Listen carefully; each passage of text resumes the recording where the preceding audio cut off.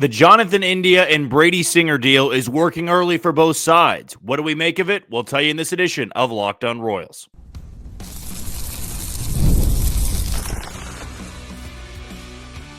You are Locked On Royals, your daily Kansas City Royals podcast. Part of the Locked On Podcast Network, your team every day. You are tuned into another edition of Locked On Royals and the Locked On Podcast Network. As always, I'm your host, Jack Johnson, and you can catch us on wherever you listen to your podcast. That can be Spotify, Apple Podcast, Amazon Music, Google Podcast, Odyssey, and YouTube. Just be sure to hit that red button with subscribe on it so we can continue to add to our count as the regular season rolls on. And you can find me on Twitter or X, whatever you want to call it, at JohnnyJ_15. That is at JOHNYJ_15. And to know a little bit more about me for you first-time listeners, I'm based here in Kansas City. I work at Sports Radio 810 WHB, doing a variety of things over there. But when it comes to this podcast, when you click on this link, you know that you're going to be getting 30 straight minutes of Royals baseball.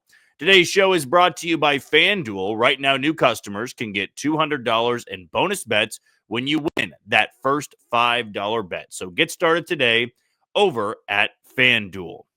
For the first time this season, we will be having a night game in Milwaukee for the Royals. I should just say a night game in general for the Royals because all three against Cleveland were afternoon games. Yesterday, due to it being the home opener for the Brewers, it was another early start, a 1:10 first pitch. But tonight, with Michael Lorenzen on the bump, that game will begin after 6 o'clock, though I still believe the all powder blue unis will be worn because that's what Ryan Lefevre said on the broadcast yesterday, is that the all powder blues will be the Royals' primary road uniform, which is, I'm sure, music to the ears of many Royals fans out there who have just fallen in love with those uniforms again.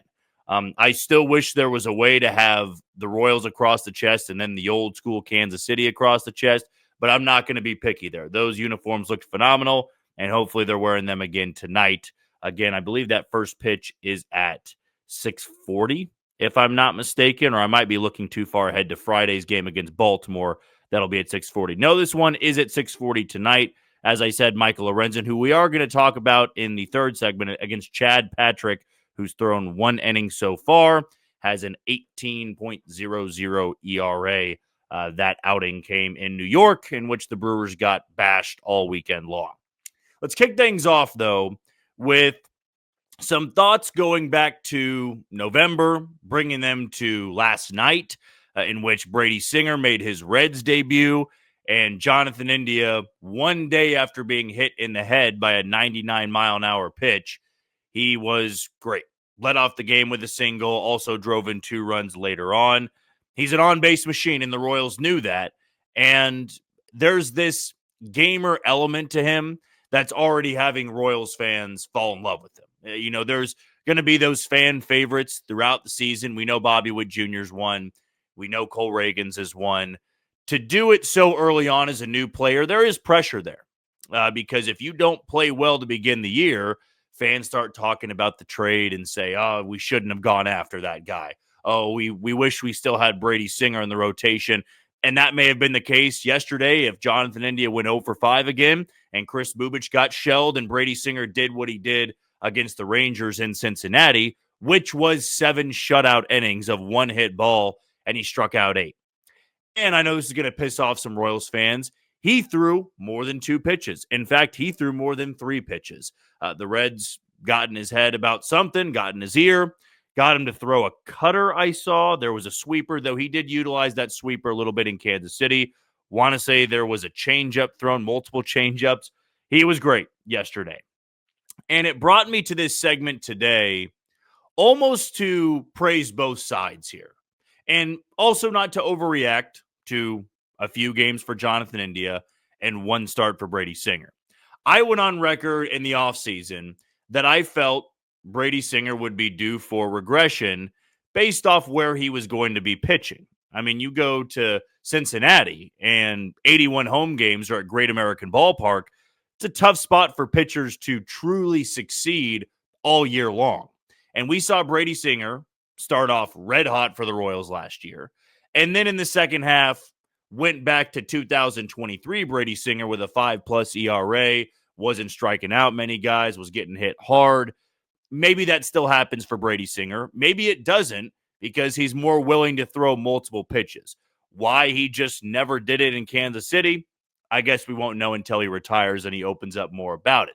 Because we've seen Brian Sweeney and Zach Bove do wonders for the Royals pitching department and getting them to throw more pitches, getting them to be more effective.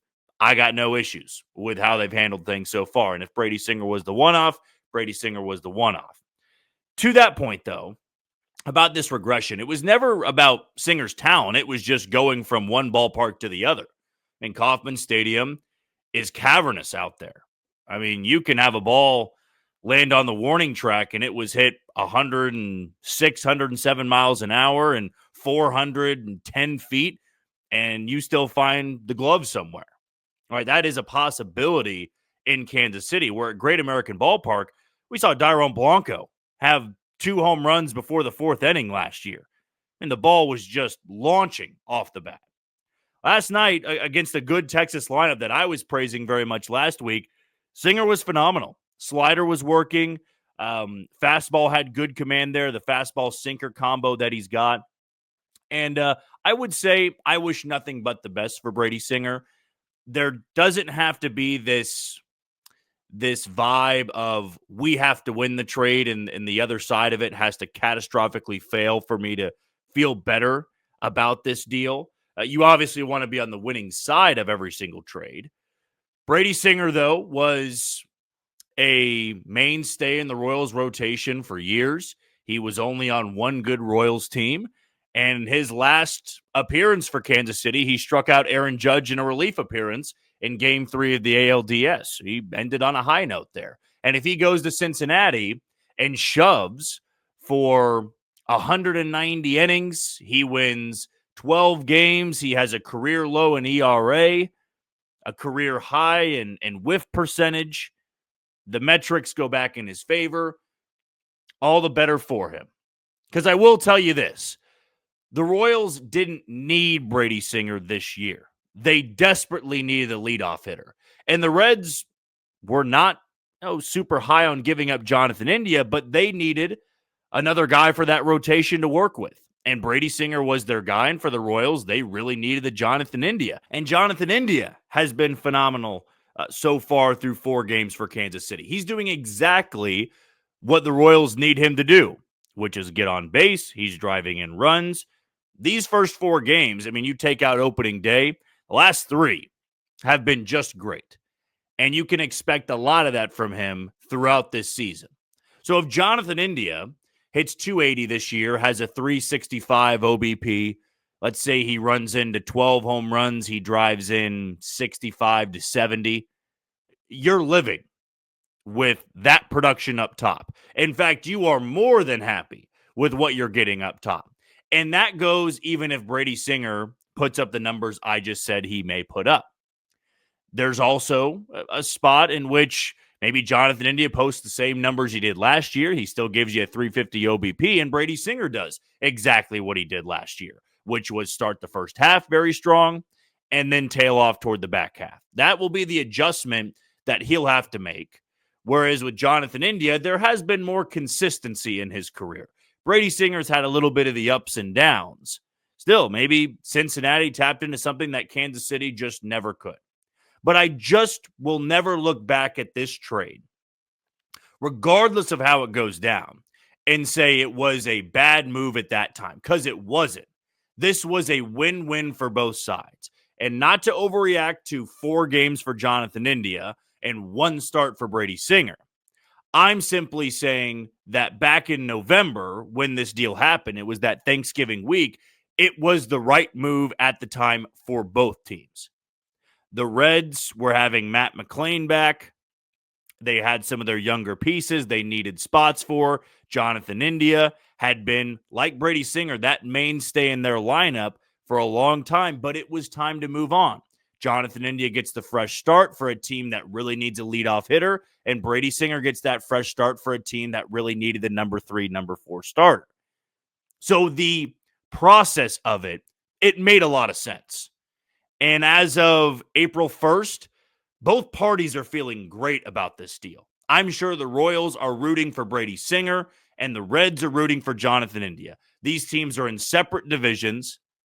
In a game that would really matter, it'd have to be the World Series. Yes, you could have a highly contested regular season game. I believe the Reds do come to Kansas City this year, and the Royals really need to take the series. I understand that. But it's not that you traded Brady Singer to the Twins or you traded Brady Singer to the Guardians, right? You sent him away to the National League Central.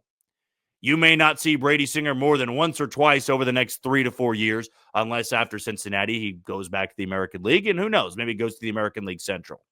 This was a great move, though, for both sides. And even if Brady Singer is an average pitcher, the Reds needed that stability, which is why you can be thrilled with, hey, it worked out for both sides. In fact, one of the more notorious trades that J.J. Picollo made since becoming the, president of baseball operations or the GM, whatever title you want to give him. I mean, the Cole Reagans Aroldis Chapman deal was a win-win for both sides. The Royals got their ace of the future, and the Rangers got a World Series and a back-end closer that helped them win a World Series. The flags fly forever, as we heard for years in Kansas City, trading for Ben Zobrist and Johnny Cueto. It was all worth it because you put the chips in and you won a championship. That's what this is all about. But you have the Royals and the Reds who were not in desperation mode. We have to make this move to win a World Series. It was to better a certain spot of their team. The Royals needed India, the Reds needed Singer, and the Royals also got Joey Wiemer, who may become a part of this playoff team, or hopeful playoff team, we should say. We can't judge that after 4 games, but maybe Joey Wiemer has a big impact for this team in 2025, and that gives you the extra edge in that trade. I just don't want to look at it where the Royals have to get a phenomenal all-star version of Jonathan India and Brady Singer has to fail for this trade to be worth it. It can absolutely be worth it if India's great and Singer's great. And you shouldn't look at it and go, man, I wish we would have hung on to Brady Singer. It was time. It was time to make a deal like that, and that might have been the only way they got Jonathan India. So after, the first series and 1 game of the season, Reds fans have to be feeling stoked about Brady Singer, and Royals fans have to be feeling stoked about Jonathan India and what he's provided at the top of the lineup. Okay, we're going to take our first break of the show. When we come back, tease this a little bit last night. The first time through the rotation ends tonight. There has been some ups and downs and not as efficient of outings. I'll give you my thoughts on it next on Locked On Royals. You are tuned into Locked On Royals and the Locked On Podcast Network. I'm your host, Jack Johnson, and you can find me on Twitter or X at JohnnyJ_15. Want to give a shout out to the first sponsor today and our title sponsor, which is FanDuel. March Madness is here, and FanDuel is giving you the chance to get in on the action like never before. Right now, new customers can get $200 in bonus bets when your first $5 bet wins.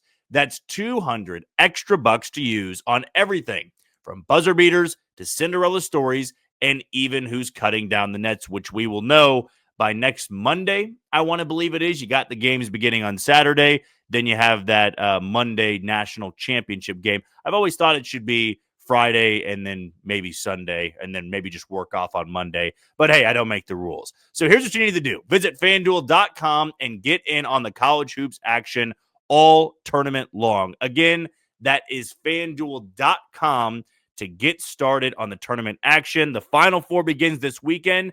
Don't waste any time and get started over at FanDuel. As I mentioned, wanted to touch on the rotation here for the second segment of today's show and why maybe you should be a little bit concerned, why you shouldn't be concerned, a mixing and matching of both sides here. Because what we can tell in this first time through, and we'll get our full look at it tonight, because after Lorenzen, it swings back to Cole Reagans tomorrow afternoon against the Brewers ace, who is Freddie Peralta. That, by every definition, should be a pitcher's duel. Though the way the Brewers staff has looked, maybe the Royals do jump on Freddie Peralta in the same way the Yankees jumped on Freddie Peralta. We'll start with Cole Reagans here. And on opening day, You could tell in that first inning it was a bit of a grind, though there was some good luck involved for Cleveland. There was a swinging bunt off the bat of Stephen Kwan to begin the game. Then there was a bloop. He does battle out of it and then sets down the next 7 to 8 guys before running into trouble again, where Hunter Renfroe misplays a ball in right field off the wall. It's a triple, and there's the sac fly, and then there's another sac fly, and then eventually, he departs in the 6th inning it was, because he allows the leadoff hitter and Carlos Santana to get on, at least the leadoff hitter of the inning. And then Kyle Manzardo did what Kyle Manzardo did all weekend long, which was torture Royals pitching. So that first start goes down for Ragans, and you think it's not terrible. It's just not Cole Ragans' standards. And in the post game, he said, I was fighting my mechanics a bit. I was working through that in spring training, and he didn't have the best of spring trainings. Maybe tomorrow it's all cleaned up. He's far more efficient. He's utilizing his changeup well. He's using that cutter. The fastball's got good velo. Maybe there's nothing to worry about. Seth Lugo the next day has a similar outing where the command wasn't as sharp. He did get a couple of swing and misses, but for the most part, command was not Seth Lugo command, and he departed with the lead not intact. The Guardians were up, I want to say, 3-1 when he departed. Maybe it was 3-2. But Seth Lugo was known last year for his inning workload, the number of quality starts he could put up, and to only get through 5 innings, you go, that's not what you want out of Seth Lugo. Not 5 innings of 3-run ball. That's what you hope out of Michael Lorenzen tonight. Your number 5 starter, you expect 5 innings, 3 runs or less. I will take that every turn in the rotation. From your top 2 guys, I can't have that. I can't have 5 innings. I need to have a heavier workload there. Because we saw with Cleveland last year, they were great because their bullpen was great. Their rotation was doing what the Royals have done this first time through, minus Chris Bubich. 5 innings, 4 innings. Now, Micah Wacha, he's had the worst start in my opinion. Even though it wasn't 3 runs given up, nearly 90 pitches in 4 innings, that's just not efficient at all. And you expect better of Micah Wacha, and Micah Wacha expects better of himself. Chris Bubich maybe silenced all of that fear of, oh no, the rotation doesn't look as good, and you're not going to get your full read on this one time through. Hell, you're not going to get your full read on this 10 times through. There are just certain stretches where maybe this rotation does fight their command a bit. That was what was so impressive last year coming off of 2023, was that the Royals rotation was so effective in the strike zone. They would go out there and have 7 innings after 7 innings after 7 innings, 6 innings, 8 innings, 7 innings. They were able to work deep into the game, and it was an efficient 6, 7, or 8 innings. Seth Lugo even had a complete game shutout later on in the season. Maybe it was just a complete game. It was against the Chicago White Sox still. To get through 9 innings, that was impressive. And hopefully there's been an adjustment made for this second time through. I go back to Cole Reagan saying, I've been working through some stuff, dealt with it in spring training. Hopefully that's not an issue tomorrow. For Michael Lorenzen, just to save that bullpen a little bit, and Chris Bubich did that, and Daniel Lynch V did that by working multiple innings out of the bullpen. You want to keep those arms fresh.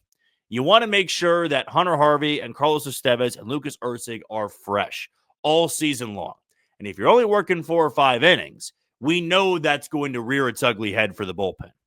We know that they are going to run out of gas then. It happens with every team. It doesn't matter how great those relievers are. And you may get through the regular season just fine.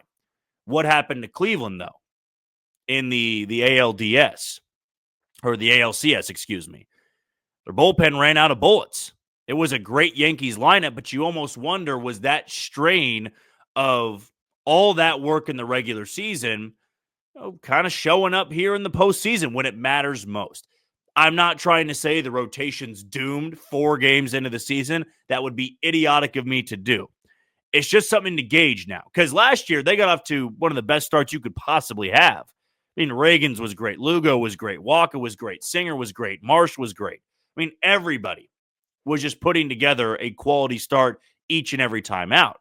I did not have Chris Bubich throwing the first quality start of the year for the Royals. Now, this second time through, I do expect them to be more aggressive. We saw that against Cleveland, and I also just want to tip my cap to Cleveland. They were patient. They were spitting on pitches that were not far off the plate. And for Cole Reagans, he'll get a Brewers team that does have some heavy hitters in the lineup, might not be as patient as Cleveland was. Then Seth Lugo's going to get Baltimore, a really good lineup, but also a really good lineup that doesn't have Gunnar Henderson out there, at least not to my knowledge. I believe he began the year on the injured list. Colton Cowser just went on the injured list with a fractured thumb. Micah Wacha, and then Chris Bubich again will get that Orioles lineup at home. Chris Bubich was aggressive yesterday. He got 15 whiffs. He got 8 strikeouts. You hope for that with Michael Lorenzen, but as I said, I don't expect the moon from Michael Lorenzen. Give me 5 innings, hold them to 3 runs or less. But with this rotation, we know we can hold them to a higher standard. This was the second best rotation in all of baseball last year. And we do expect some regression. I already said that in the offseason. The bullpen, I expect, can take that huge step forward. You just want to make sure they are rested and fresh early on in the year. With the off days, that's already going to be that way. I just want to see the ace version of Cole Reagans tomorrow. I want to see the Seth Lugo that has 65 pitches at the beginning of the 6th inning. I want to see Michael Wacha utilizing that changeup effectively and getting to the 6th inning. Quality start after quality start after quality start. That's what the measuring tool should be. The measuring stick should be. The bar, if you will. No 6 innings from those top guys. The top 3 in the rotation, you expect the quality start. I have full confidence they can get that done. Mainly keeping my eye on Reagans and what he looks like tomorrow, considering what he said in the post-game press conference after opening day. I have hope that that was just a blip on the radar, that toward the end, a little bit of the fatigue set in. The Guardians are very patient, and tomorrow we get that playoff-like start from Cole Reagans, the one that we saw in Baltimore for Game 1 of that wild card series. The strikeouts are there. The command is there. The velocity's there. We'll see, though. One time through, I would give it a C+. And Chris Bubich was the one to elevate that a little bit with how great he was yesterday in Game 1 against the Milwaukee Brewers. Let's take our final break of the show. When we come back, let's preview tonight's game. Michael Lorenzen gets the ball, and the Brewers are just scrambling for who to throw out there on the mound and get it to Freddie Peralta tomorrow in a rubber match game. We'll talk about that next on Locked On Royals. You are tuned in to Locked On Royals and the Locked On Podcast Network. I'm your host, Jack Johnson, and you can find me on Twitter or X at JohnnyJ_15. Want to give a shout out to our final sponsor today in Supply House. Get the supplies you need from the site made for the skilled trades. That's Supply House. Whether you're in plumbing, HVAC, or electrical work, Supply House is the reliable way to order products online. Their easy-to-use website is packed with helpful resources and the latest product info to help you get the job done right. Plus, with a complete inventory of over 200,000 parts from 400-plus top brands, you'll find exactly what you need delivered fast from coast to coast. Need help with an order? Supply House offers expert support and industry-leading service, so you'll always talk to a real person. And for the trade pros looking for an extra edge, their free Trade Master program offers exclusive perks like a dedicated phone line, free shipping, and discounts on every order. Thousands of skilled professionals are already taking advantage. Now it's your turn. Join the Trade Master program today at supplyhouse.com/TM and start ordering plumbing, HVAC, and electrical supplies with just a few clicks. Plus, use promo code SH5 for 5% off your first order. That's supplyhouse.com. Tonight, the Royals will partake in their first night game of the year. I was about to say night road game, but they will have to wait until Friday for their first evening game at Kauffman Stadium. Michael Lorenzen makes his season debut. He had the slower start to camp, but now appears to be the guy hoping to prove to the Royals that last year, when he was healthy, that wasn't any fluke. No, this is somebody that you can count on every time through the rotation. And it's a big reason as to why I feel better about the rotation, even though I just talked about the inefficiencies through one time through in the rotation. But why I believe the upside is better than last year. The upside is better, mainly because what we saw from Chris Bubich yesterday is why I was so high on him in spring training. Then you have the top three. Cole Reagan's a Cy Young candidate. Even Seth Lugo's regression is a number 2, number 3 in any team's rotation. And Michael Walker has been the epitome of consistency late in his career. Michael Lorenzen is better than Alec Marsh. And Alec Marsh, yes, had the upside. And I want to go back to yesterday where I said potential is a dangerous word. Alec Marsh has the potential. And I do believe Alec Marsh makes an impact for this team at some point this year out of the bullpen. Maybe he makes a spot starter too. I could just see Alec Marsh taking off in the bullpen in the way that Daniel Lynch V has. With Lorenzen, though, this is a guy that was an all-star in 2023. This was a guy that, when healthy for the Royals last year, had a sub-2 ERA. In fact, it was 1.57 in the 6 starts. He pitched out of the bullpen a little bit in the postseason. That hamstring injury, though, set him back. When he was covering the bag in Cleveland, overextended, tried to stretch too much, and we knew that was going to sideline him for a little bit. Fortunately, he was able to return and help the Royals a little bit in the postseason. This is where you want him, though. You don't want him out of the bullpen. You want him in your rotation, and you're not asking for him to be an all-star again. You're just asking for him to be, maybe a guy that can give you 25 starts on the season, gets you around a 3.8 to 3.9 ERA. He can, be in that conversation of one of the better number 5 starters in the division. That's what you would hope for. That there's not that fall off when you're facing the Royals in a series of, last year it was very telling. If you drew Reagans, Lugo, and Walker, you would be fortunate to win 2. You were likely expecting to win 1 just because of how consistent those 3 were. Then you got to the 4, 5, and 1 spot, in my opinion, early on in the season when Walker was struggling. If you drew Walker, Singer, and Marsh, you were, as the Royals, kind of just expecting to get 1. You were going to be hopeful to get 2. What I would love to see with this rotation is, about the top 3, but Chris Bubich has now flashed what he can do from yesterday's start. If Michael Lorenzen is just that normal 5 starter, in the way I view Ben Lively in Cleveland, throw strikes, give me 5 innings, keep us in the game. That is what every team hopes out of their number 5 starter, unless you're the LA Dodgers, who can have a number 2 as their number 5 starter. Michael Lorenzen has some plus pitches. He threw that slider more last year when he got to Kansas City. That helped him in the best way. The changeup is his best pitch, that circle change. And if the fastball can set it up tonight, I feel good about the Royals' chances. And another reason I feel good is, as I brought up before break, the Brewers are scrambling. And it's 4 games, yes. The way they've gotten beaten in these 4 games is setting them up to make a statement in one of these next 2. And is it going to be Freddie Peralta on the bump when that happens after they've already lost the series to the Royals? Or will it be tonight when Chad Patrick takes the bump, who has 1 inning to his career?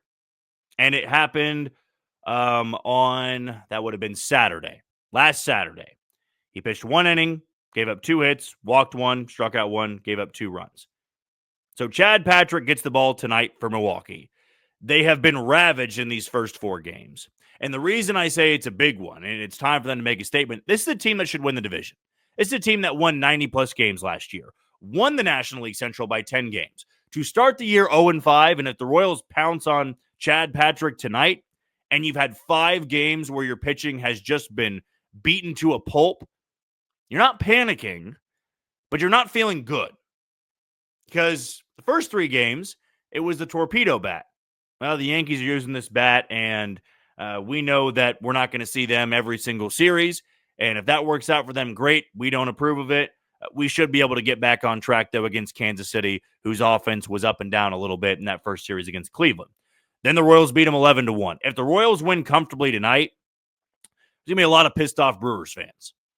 Because a team that won the division last year and is more than expected to win the division this year, starting 0-5, with 5 blowout losses, the worst run differential in baseball. I want to say it's minus 32 right now. That's where you start to go, things are not too good. I kind of compare it, not in the same way, but it reminds me a bit of the Royals in 2017. They didn't win the division in 2016 like the Brewers did. They didn't win 90-plus games. They won 81. But going into 2017, it was that last year of the core. They'd spent money in free agency to bring in Jason Hamill and Travis Wood. They had brought Brandon Moss to the lineup.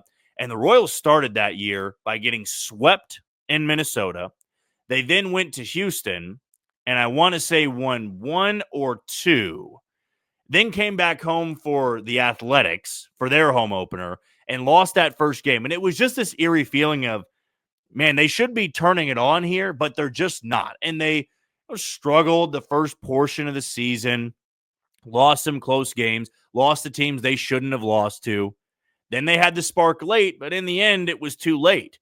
They had really put themselves in a hole early on. And the Brewers, if they start 0-5, are not done. As I've said so many times before, you don't know who your team really is until about the, I don't even want to say the 30-game mark. You got to go a little bit more than that. I mean, you got a good idea.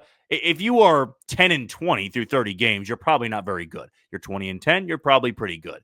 I always put it at that 50, 60 game mark that you pretty much have a good grasp as to who your team is. 5 games is nowhere near that. And for the Brewers, they know how important tonight is. If they get thrashed by Kansas City, nothing against the Royals. As you know, we do this Royals podcast. But the way they've gotten beaten, they're bound for a statement game. And they are scratching and clawing to find somebody who can bring them some stability in the rotation. Is that Chad Patrick, who has 1 big league inning to his name? I just don't know. The Royals don't have much of a book on him. That's not played in their favor in the past. Freddie Peralta is the ace. He's tomorrow, but it's important for the Royals to win tonight as well, to secure that series victory and hand it over to your ace tomorrow to try to get that first road sweep of the season. All right, that's going to do it for another edition of Locked On Royals in the Locked On Podcast Network. I've been your host, Jack Johnson. Tomorrow, we'll have a full recap of what happens tonight. And there's an early game tomorrow. I want to believe it's a 12:10 first pitch to wrap up that series in Milwaukee. The off day on Thursday, then the Royals will head back for a little homestand with matchups against the Baltimore Orioles and the Minnesota Twins. But until tomorrow to recap the games, you take it easy, Kansas City.